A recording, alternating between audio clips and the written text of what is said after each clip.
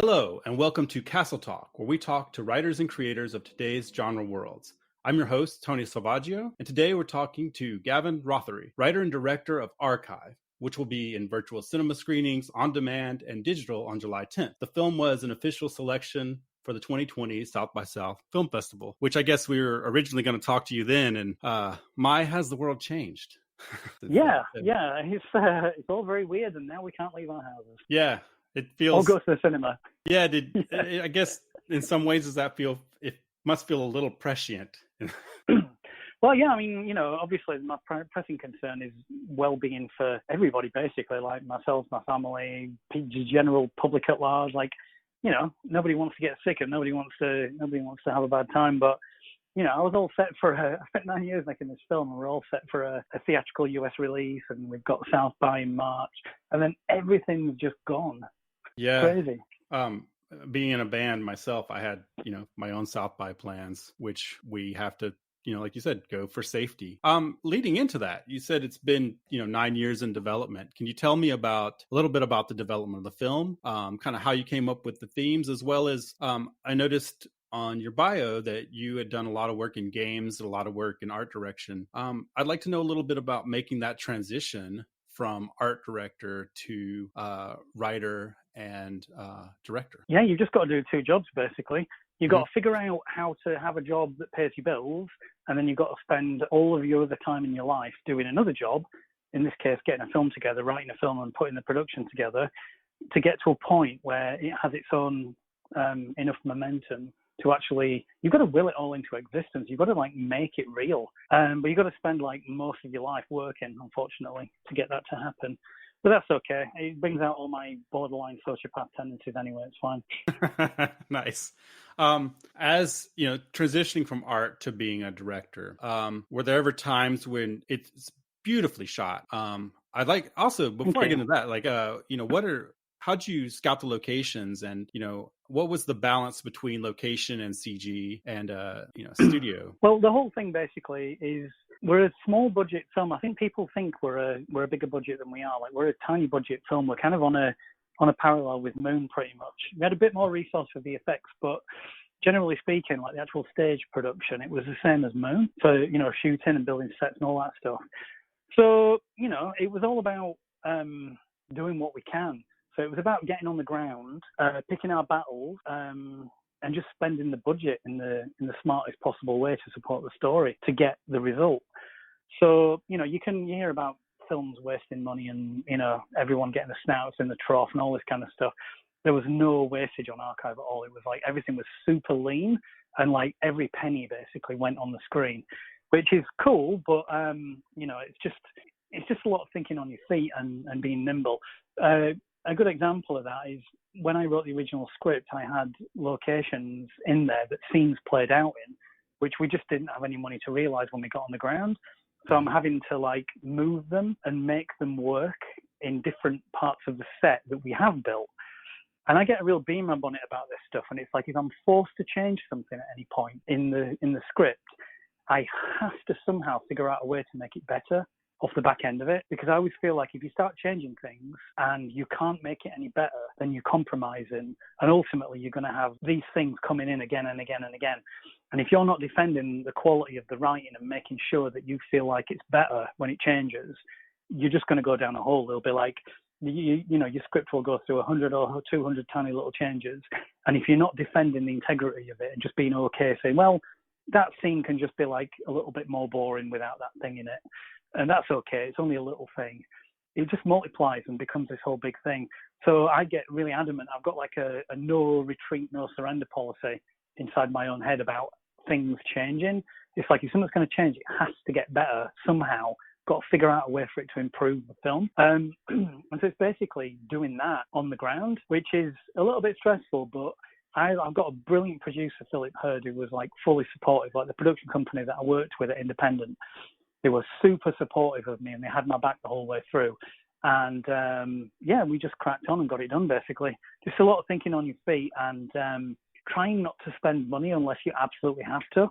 Mm-hmm. Fantastic. Coming from an art background, coming from an artistic background, was it ever harder to switch to director mode and just kind of let the art directors, set designers, etc., kind of do their job?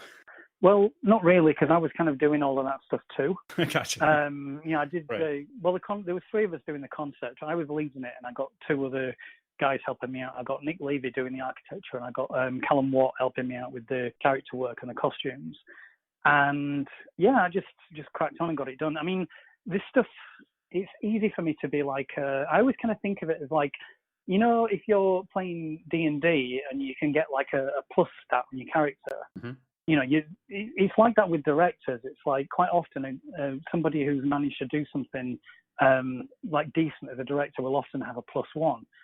Some directors are writers, some directors are, like Ridley Scott's a former art director, and they can bring their extra skills. Like some directors are actors. You can bring your extra skills to bear when you're working. Well, things like concept design and stuff, I know exactly what I want because I'm visualizing it when I'm writing. So it's easy for me to just do it anyway. And as far as being a +1 goes, I don't have to worry about there being any kind of risk of anything being lost through a level of interpretation because it's all coming out of my brain. Fantastic. Did you? It's the easiest. It's the easiest way for me to make myself happy. It's just to do it myself. No, that's really what it is. Yeah, I mean, I totally understand. I get you. I've had to wear lots of hats. I'm a tech director now, and a lot of that problem solving is my day to day. Hey, there's something wrong. Yeah, fix that. So, that it's super fun in film though. I mean, it's quite high stakes, but I think some of it is the same kind of kick that actors get. Like actors, they'll, quite often they'll just want to like blast into a scene and just go with it and use their energy. And to me, that's like, it's crazy how they just kind of like, just basically step in front of the camera and all this awesomeness just materializes. And that the actors like get a kick out of that. They get a kick out of the pressure and the exposure and the kind of craziness and the madness and being able to nail it and pull it off when most people just would not be able to do anything like that. I think there's some level of a kick that you get out of fixing a good problem. Sure. I likened it to, I don't like thieves, but I like heist movies. And I figured out that, that kind of taking apart a situation and putting it back together is probably why I like that. But speaking of that, so how much of the robot acting was CG and how much of it was practical people in suits? Most of it was practical. The only CG stuff, really, there was a bit where J2 Falls was done in CG. There was a couple of bits where she was walking that we had to do in CG because she was walking. I don't want to spoil anything, but she was walking in unusual ways. And obviously with J3, the first time we see J3, like her first state, we had to remove Stacey's legs. But that whole thing, I mean, it's just a really boiled down filmmaking approach. Like it's about as simple as visual effects as we could get. Like Stacey was stood there in full costume with a pair of green trousers on. And we took her legs off in post and put like a sort of a pair of CG hips on there. And it's one of those things where it's basically the same, what you're seeing in the film is the same effects about 250 times each time it comes on screen. And it just works. You just completely buy it. I mean, I'll tell you an example of another. This is so dirty. I kind of can't believe I did this. But the video calls when he talks to his boss Simone. He has that video call. How do you think that was done? What do you think that was? I mean, if I was doing it, I would just, use a kind of similar camera and film that and then put that together. That's how it was just a hole in the wall. She was just stood in front of him. Oh, nice. She was actually stood in front of him. And we just put like a dirty screen filter over it. And it looked like some crazy projection thing. That's but nice. She was there. She was stood in front of him talking. And it's super cheap, super cheap and super dirty. But you never know when you're watching it. I mean, to be honest, the reason why I did that, I didn't really get the effect. I wanted to move the camera around a little bit more and show all the parallax and stuff moving. So it looked like the hologram was a really complex 3D space. But we didn't, because of the location, the way the set came out, we could only build that part of the set in that one place. And it didn't really lend itself to much camera movement. And besides which, Theo, once he got into it all, Theo and Rona were so good, we just wanted to like sit on them anyway. So, but yeah, it's all super dirty production stuff. So speaking about the cast, which is stellar, and I totally agree with you that, Theo just plays it so well. How did the rest of the cast kind of come together, and how did it change over, like you said, 9 years in development? That's a long time to kind of put everything together. Can you give me a little bit more about that? Well, the cast all came together quite late on, really. Theo was the kind of linchpin, so we had him like for 2 years before we actually got into production, which was awesome because, without that we wouldn't have been able to get the film made. everybody else came together at the last minute. I mean, the way these things work is there's a lot of moving parts, and any number of things can. I always kind of think of it as like trying to put a tent up in the wind, and it's about which peg you can hammer in first, and then slipping the kind of little loop of fabric into that pin, and you've got one pin anchored, and the tent's flapping around like crazy, but it's not blowing away. And you're trying to kind of get on top of it and pin it down while somebody else gets another pin in. And then it's more stable with 2 pins, but it's still flapping around. And then the first pin comes out, and it kind of feels like that. And there's a number of things which can trigger the kind of go. Excuse me. The cast is obviously a big one. Finance is a big one. Things like availability of studios and shooting space and all that stuff. There's other key members of the crew as well, not just the cast. There's things like cinematographer and stuff. And sometimes these pegs being pulled out can actually bring a production down. So you when you get into the production, if you've got a very stable first peg, it makes everything else more straightforward because that peg's not going to get pulled out. So having Theo with us and on board as a producer was just amazing because it meant that we had that first peg in. But that also meant that the tent could kind of keep blowing around whilst we sorted everything out, because we weren't in any huge urgency to nail the other pegs, because the problem is Theo was waiting for us, which was wonderful. But as soon as we got our female lead in, that would come with a window of time, and that locks you in then. And so then everything else has to happen because you've got your window. And if you don't shoot in that window, your other pin comes out and then all the other pins start to shake. So it's all about, that's why getting a film into production tends to be pretty manic and crazy as it approaches the actual time when you get things green lit, because you've got all these things moving around and everyone's trying to agree on dates and windows. And what tends to happen is the more pins you get put in, the less variables there are. So you can approach people with a different conversation. So, for example, excuse me, once we've got Theo, he's standing by, and then we get Stacey in, and Stacey's got a window. Then we can, I can't remember quite what the order was things happened in, but say we get a studio locked and we've got a time to shoot, then we can approach an actor and we can say, here's a script. If you like it, we'll need you at this place on this date. This is how much money it is. Are you interested? And it becomes a very quick conversation. So the more pins get put in, like when you lock your budget, when you know when you're shooting, like what physically where, and also when in the calendar, it makes the other conversations a lot simpler. So you tend to cast quite late on these things, or at least we did, because all of the other stuff was the tricky stuff that was moving, and having Theo and having Stacey kind of targeted, like heavily targeted. The other pieces of the puzzle, they weren't the ones concerning the production as far as the flapping of the tent goes. So all of that stuff came together later, but I was so delighted with getting everyone together. I mean, getting to work with Rona and Peter Ferdinando and Toby Jones and Rich Glover. I worked with Rich before, we're old friends, so getting Rich on the production was brilliant. But it's just nice. So cool. It's just so cool getting these people together. I mean, being able to work with Peter Ferdinando was a real treat, because it was a strange one because we only had him for a day. I was only able to work with him for a single day, and all the organising was all done very kind of last minute. And he actually flew in he was on a production in New Zealand, and he flew in to Hungary to shoot with us for a day and then went back out again. So he was, he was traveling a lot, and I only got to meet Peter the night before. We were supposed to go out and have a meal, but I had a lot of prep to be done, so I didn't get the chance to go out. And so I met him. We did a costume test the day before, and I got to break away from the actual. We were shooting at the time, so I got to break away from the shoot and say hello, because whenever actors arrive, I always like to just get there straight away and just make them feel welcome and let them know that I'm sort of. Just hang out with them a little bit, really, if I can at all, and just find out if there's anything, just be there for them, and that was all very quick. And so I only really got to meet him the next day when we were shooting, and he was in character and in costume, and everyone was terrified of him. Wow. And so I didn't really get to meet the real Peter until about months and months later, when we got him back in London. We got him in to do some ADR for a couple of hours. And it was mostly like grunting and stuff. And I got to meet the real Peter, and he's such a lovely chap. And he was in character basically all the time I met him in Budapest. And he's a completely different person. And I'm just so impressed with actors that have that kind of capacity to do something like that. I just find it incredible. Transformation's just crazy. I'm hoping that this gets a physical release actually, so I can watch it. Oh yeah.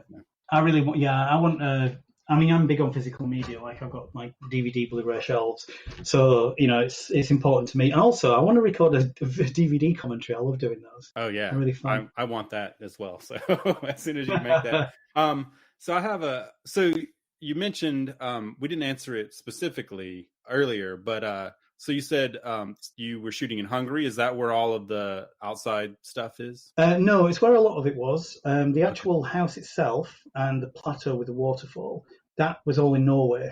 Oh. And all the other stuff was in Hungary. So the snowy forest was in Norway, and driving the jeep through all the snowy trees and stuff, that was in Hungary. That was in Hungary. The only stuff that was shot in Norway was drone footage of the waterfall and the environment around the waterfall. The rest of it was in Hungary. That's awesome. Yeah, I like Norway. I want to go back. Oh, it's beautiful. It's such a beautiful place. The waterfall was a place called Manafossen. So I always wanted the waterfall in the film. It was always in the story, like the house over the waterfall, because originally when I was getting the ideas together for the story, I had Falling Water, the house by Frank Lloyd Wright. Oh yeah. Yeah, that was the original inspiration for the house, and I wanted to do like a sort of a sci-fi version of it. And it changed it changed as we went along, and I kind of grunged it up a little bit. But the original inspiration was always Falling Water, and so I wanted a house over a waterfall, but I wanted to like really amp it up and make it big, And so the script was written like that, with the house over the waterfall. And then we went out to to Budapest and shot, and there's no waterfall out there, and we didn't shoot any waterfall. So I had to figure out how I was going to get that waterfall in the film. So what I did was I took my DJI Mavic 2 Pro drone, went out to Norway with my editor Adam Skupski and producer Philip Hurd, and Phil drove us around. Me and Ads both had drones, and we were just driving around, just like finding cool waterfalls on like tourist websites and YouTube on tourist videos, driving out to them, sort of dumping a couple of batteries, flying around, and then just getting back in the car and driving to another one, and going back to the hotel, charging up and getting back out again.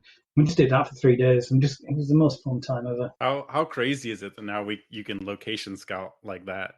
That's pretty amazing. It's super cool. I mean, yeah, I got to say, YouTube's a fantastic resource for all kinds of weird reasons, but location scouting is, I mean, if you're looking for, you can do, it depends what you're looking for. Supposing you're looking for a beautiful Japanese lake, just Google it. They're all on there. Right. Yeah, that's really awesome. As a musician, I have a question about the soundtrack. So, the more contemporary, the kind of, I guess they would be, classic kind of rock or pop stuff that's in throughout that means something to the characters. Were those songs that meant something to you, or do you write it so that here's these songs, each person gets their own song that means something to them, or is it kind of a balance of that? I'm just curious what those choices, how you came up with those choices. Well, the thing is about the music, that the actual music choices were suggestions from my editor, Adam Biskupski. So really, he's the one to blame for all of that, because he's a little bit of a genius, and I love that man to bits. Excuse me. We were always going to be breaking it up with bits of music around the place. Right. And when the edit was coming together, he was just dropping things in and showing us. And it was just like, wow, yeah, you've completely nailed that. Congratulations. Let's try and get some clearances done. So it wasn't so much that the music was designed specifically for the characters, but we found it as the edit went on. And yeah, I mean, all those music recommendations for those three tracks. There's 3 tracks, right? I always wanted the 5 O'Clock World in there by the Vogues. It's just something that I always love the way that track starts. I think I like editing with pre-laps and writing with pre-laps, where the sound comes in before the picture changes. And I just think that 5 O'Clock World is a great song to use for a pre-lap, because you can just start the music at the end of a scene and then just cut to whatever's going on with the music in a diegetic sense where it's part of the scene. And I just thought it's such a great track to do that with. And the Willie Nelson and the Time to Wake Up tracks, those were both suggestions from ads. He's really good with this stuff. And it just kind of like found its heart as it went along. The whole process of like crafting the edit sort of revealed that extra layer of heart in it, which was once you see it in there, it's just completely clear that it needs to be like that. So that was all good. But honestly, the real highlight of working with music on Archive was getting to work with Stephen Price, who did the score. And yeah, I mean, he's a real serious dude. Stephen is a master. I mean, for me as a first-time director to be able to get to work with people of that caliber, it makes me feel very spoiled and pretty humble, to be honest. But turns out he's a absolutely lovely chap and an absolute delight to work with. Yeah, I would definitely. This is one where after it was through, I definitely wanted the soundtrack. Like, how can I get that? There'll be a release of the soundtrack. Steven's sorting all that one out at the moment, so yeah, there will definitely be a soundtrack release. That's awesome. Yeah, I really also how, since you have so many influences. I mean, even Theo's look at the beginning, which is just such a great nod to to games and kind of futurism. What's your general approach to coming up with what are your influences, and what was your approach to giving this solid look? It's just what I like, really. I mean, I do tend to follow my nose a lot with this stuff. It's not like I had some kind of grand plan that I was trying to well, the grand plan was making the film. Right. So beyond that, it's just me following my nose. I mean, all this stuff. It's funny because this is coming up quite a bit as we do all of the press on the film. There's kind of questions coming up quite a bit about why I specifically crafted this that way or this that way. And so much of it is honestly me like following my nose. It's like the work that I did on Archive is a repeat of the work I did on Moon plus a few extra things. So like I did on Moon, I was like designing the sets and the graphic design and the motion graphics. All that stuff was me. Like whenever you see anything playing on a monitor, that was me that created that in After Effects and rendered it out to play back. Whenever you see a logo on something, that was me that did that in Photoshop. It's the same stuff. So it's just really me just doing my thing really and just working. It's a lot of the reason why I did a lot of this stuff is partly because it's like a double-handed thing. Like one side of it is that if I'm doing a film, I can do this stuff, and so I'll do it because I've got time and I know how to make myself happy. I can do it to my satisfaction. And the other side of it is from a production point of view. We had super tight resources, and when I'm doing this stuff, it's free. So I could just get all this graphic design done and get all this motion graphics done and get all this design concept work, the stuff that I was doing, I could just get it done. And it's not, it's not sort of stressing out the production overly. Excuse me. Does that make sense? It's like an extra power that I can. It's like an extra. I think of it as like Dungeons and Dragons when you've got like a +1 on a roll. Right. I'm fortunate enough to have a couple of +1s. I can do the concept art, I can write, I can do graphic design, I can do VFX. I've got a few pluses on my Dungeons and Dragons filmmaking dice. So I'm going to use them. I'm going to max them out and leverage it as much as I can. But what you'll get from that is you'll get a film that's got my look to it in a way that Archive and Moon have got a lot of shared DNA. That's just me doing my thing and like doing my work how I like it. So hopefully, if I get to make another film, you'll get to see the next evolution of that. That sounds great. Yeah, I ended up doing the album covers for my last couple of things. Luckily, I had some stepping stones from previous drummer who did a lot of art, but I feel you. I mean, the fact I could do that and save some money and time. Yeah, and also get what you want, right? Yeah, you get it how you want it. So you're happy. It's like, there you go, it's done. Yeah, it's gonna feel in character. Yeah. So cool. On that, one thing we always talk about on our podcast is a lot of people get into, hey, I want to make films like this person or that person or this genre. But we always say, hey, what are the films that influence them? And to go back to that, if you had to say, like, these are the things, these are what I read, this is what I watch, and you really kind of want to fill people in on, if you like Archive, here's what I would suggest that I really love. Do you have not to put you too much on the spot, but if you had a few of those kind of elements, what would you give out to people? Like, hey, this is it's a good question, this, because I have been down this hole myself, because Blade Runner is one of my big things. Right. I just find it a very interesting thing to learn about. And I really went down a hole when I started looking at what inspired the people that did the work that became Blade Runner. So I get this. This is a really good question, and I enjoy researching this kind of stuff myself too. So I would have said, I mean, as far as it's one of those things where I wasn't I wasn't consciously trying to emulate anything specific but when I look at it now, there's some stuff that kind of manifests that definitely came from things that I like that I was really happy to see shades of to some degree in there. And one of them was The Shining, the Stanley Kubrick film The Shining. There's a couple of little bits and pieces in there that have just got that kind of empty hotel vibe to them, and I was really gratified to see that, because The Shining is one of my all-time favorites, and to see a bit of that in there. I was very happy that I'd been able to sort of get some way, sort of subconsciously, subconsciously regurgitate is probably the way to say it, something towards the thing I love in The Shining. Like, that was very gratifying. There is, let's have a look, Silent Running is another one. Oh, yeah. Douglas Trumbull's beautiful piece. I mean, especially with I saw Silent Running when I was 6. Like, my dad showed it to me when I was 6, and it really just burnt itself in my brain. And it was on TV, and he made me come and watch it. And, I was too young to really fully understand what I was watching, but it just stayed with me, and it still does. And one of the things I loved about working on Moon, when me and Duncan were getting Moon together, I was really keen I gave him my copy of Silent Running, and I was like, you got to watch this. And we need to do something like this, like a chamber piece that's got this whole kind of vibe, and guy with a robot buddy and all this stuff. And when Moon came out, people really, because at the time Silent Running kind of felt like one of those forgotten films, and when it was reviewed, people saw the they saw the influence in it and talked about Moon and Silent Running together in the reviews, and I loved that. I was like, yeah, cool, like, all these people know Silent Running, that's wonderful.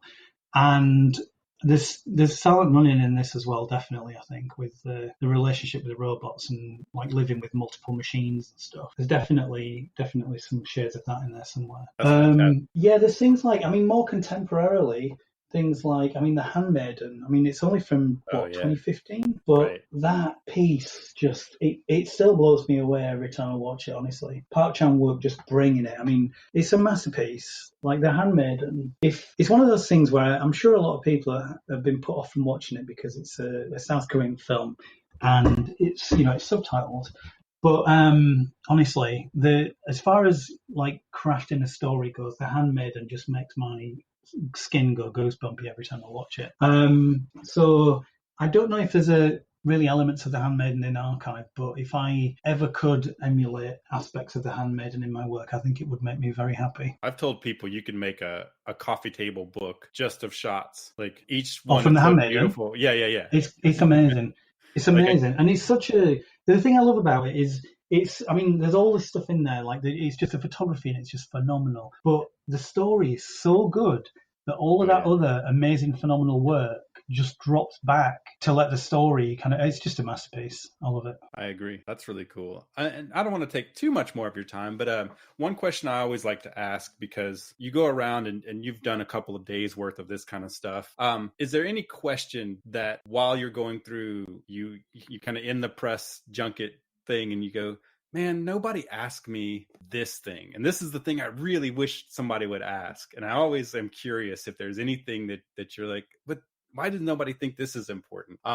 Is there anything that you'd want to talk about that you haven't been asked that you think is important to kind of for yourself and for what you want to kind of put forth in the movie? That's some good questions coming in here, Tony. You're doing pretty good today, I've got to say. Thanks. To be honest, that is actually a no on that one, to be honest, because the stuff that's been coming up it really has been covering a lot, and Gotcha. I'm feeling pretty good about it. To be honest too, that's probably one of those questions I need to think about it for 24 hours. So you should have got me yesterday on that one on Twitter. No, I got so you. I'm just going to go. I'm going to go. No, that's fine. But there probably is. I just can't think of it off the top of my head. No, that's fair. Also, again, I'm going to kind of go back to, I've had to think about questions because I want people to come into this, fresh, because I think there's a lot there. There's a lot that you do with theme, and I don't want to spoil anything. In fact, if anybody's listening to this, if you've already seen the trailer, which you should because it's beautiful, cool, but don't let anybody else spoil it. And if you've, when you see it next week, anybody who's listening to this, don't spoil it for anybody, because there's a lot there, and there's a lot of great performances in there. But yeah, well, I really appreciate it. Thanks so much. I'm hoping, I want to see more of your work, and feel free to reach out anytime. If you ever want to talk more, this has been really great, and I really enjoy the movie. It hits a lot of stuff that I really enjoy, so I'm hoping it's very successful. There's been a lot of cyberpunk kind of stuff and a lot of futurism recently done really well, but this is one that hit me in unexpected ways. Oh, and by the way, another thing I enjoyed, everybody stay and watch the credits. I'm going to tell people this. It's not a spoiler, but when you see what's going on in the end credit sequence, it's very choice. All right. Yeah, this is what I'm talking about. People really watching the film. That's cool, man. I appreciate that. I'm telling you now, we live in a world where Netflix skips the ends and all of that kind of stuff. If you're listening to this and you're watching the movie, watch all the credit sequence, because that, even the first time I watched it, I went, oh, like, you got me. I get it. So that was a really nice touch, to be honest. I appreciate that. That's cool. It's nice to hear that. It's very cool.